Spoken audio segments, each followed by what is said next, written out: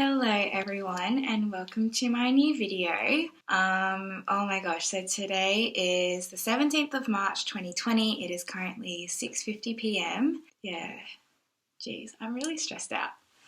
Things have changed again. They basically change every day.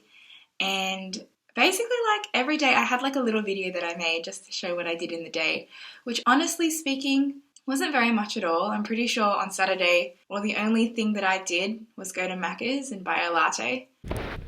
Got the goods? Yep. I did go to church on Sunday and I've just been in my room or hanging out with some people over the past few days.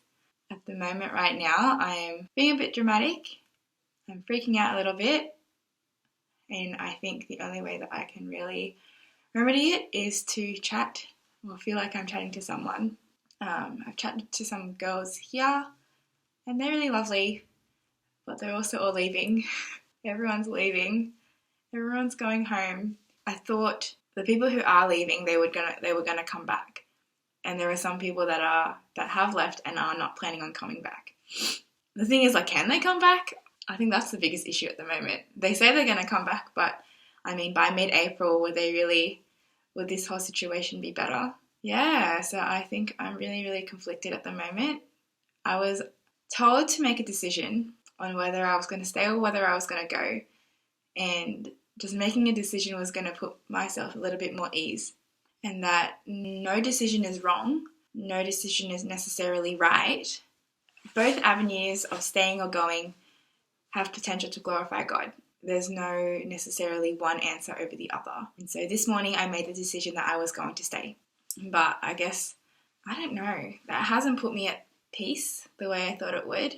The news of everyone going home so quickly has really freaked me out and really scared me. And there's just so much uncertainty in the air. And I know that, yes, I sounded really positive in the last video that, I was going to trust God in this. And I really do. I honestly do. But at the same time, I can be scared, right? I just wish someone told me what to do and so I could just do it. I don't want to make this decision by myself. I don't want to make a decision in a day's time. Oh, why am I crying? Why am I crying? Why am I crying? Oh, yuck, yuck, yuck, yuck, yuck. Oh, yuck, yuck, yuck, yuck, yuck, yuck, yuck. I'm always like this. I'm always super dramatic for no particular reason at all. But yeah, like, I've narrowed it down. I've tried to clear my head. I've tried to think rationally all day. And I've narrowed it down to like 3 avenues, yeah? Road number 1 is that I stay, but it's just going to be a really crap semester indoors in my room the whole time. It's not going to be the exchange experience that I wanted. No, I won't be able to really do exchange with the mission that I had in mind. I was really motivated to come here and be a light and come here to tell people about Jesus, come here to throw myself in a context where Christianity is just not talked about very much, and to get my foot in the door, to instigate those little conversations. That was like what I dreamed exchange to be. But like, I don't know how I can do that indoors. So that's option number 1, is to stay. Option number 2 is to go home, but to continue the online studies. So I'd still be finishing my exchange course just from my home. That to me just sounds like, 1, it just seems like a waste of an exchange experience. But at the same time, at least I can get, exchange over and done with, and I can move past it and just, like, it's not the end of the world if exchange isn't the way I want it to be. And it isn't the amazing experience that it is for everyone. But at the same time, it's like, it's quite hard, uni here. It's 7 units, intensive work. It's going to be very difficult online, still having to do the intense exams. But then being back at home, like, how do I mix those 2 lives together?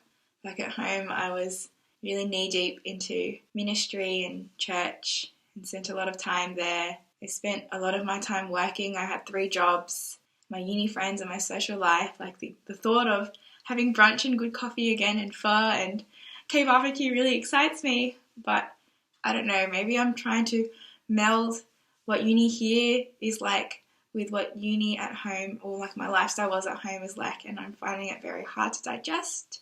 And I just don't know if I'd be able to do both.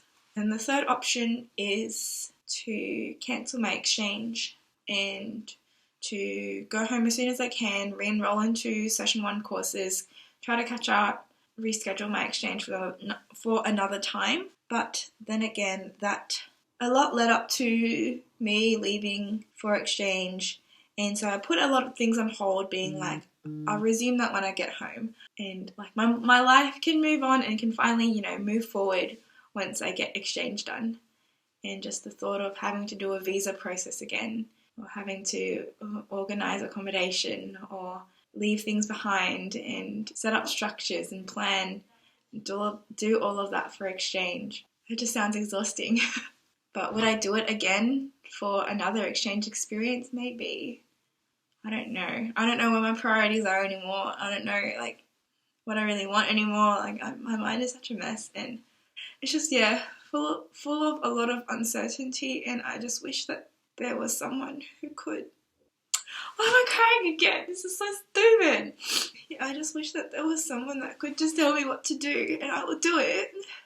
What's the right decision? I don't know.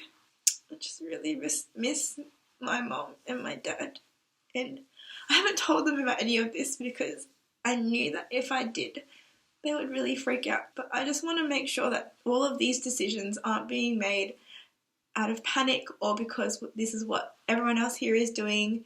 I want it to be a rational and wise decision.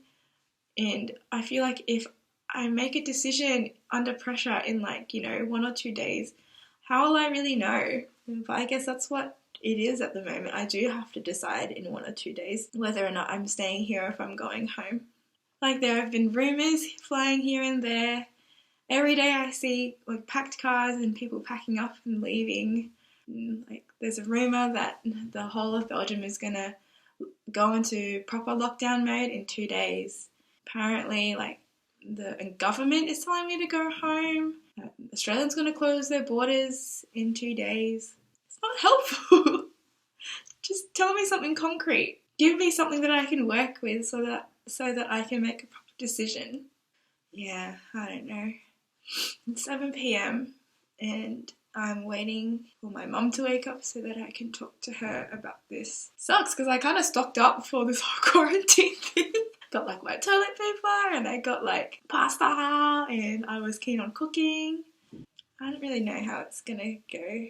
If anything, it kind of just shows how unpredictable this world is, right? You can make all these plans, have all these goals, and the next day it will be thrown out the window. It's funny because I think last Monday I was thinking to myself, I think you've done it.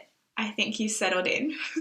I had just recovered from my second bout of the cold. I was like, I think you did it. You found a church that you love. You found some groups of people that you are starting to really get to know and love.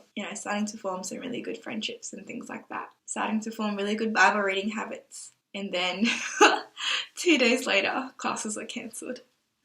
And I guess that's the nature of humanity. And I think that comes to show us how much more we need Jesus. Because if there's anything in this whole universe that is predictable, that is stable, that is constant, it's God. It's what Jesus did. And that's never ever going to change. And although, admittedly, I'm struggling, clearly, I don't doubt that for 1 second. I don't doubt that, Jesus died for me. Jesus has my future secured for me. God loves me. Those are truths that will never ever change. No matter what happens, no matter what pandemic there is, God is always there for me. And I'm thankful for that. And I should continue to live in thankfulness for that. But yeah, I think what I'm going to do right now, I'm going to pray. I'm going to ask God for some help. I don't know, maybe I'll either do a workout or I'll take a nap. So, 2 fun options. And just wait until my mum wakes up and calls me. But yeah, who knows, maybe the next time I'm in front of a camera, I'll be back in Sydney and this series would have ended. Oh, how the turntables have. But yeah, please keep praying for me and for this whole situation. And I would really, really appreciate that. I love you guys very much. And hopefully I will see you soon. Alright, okay. Bye.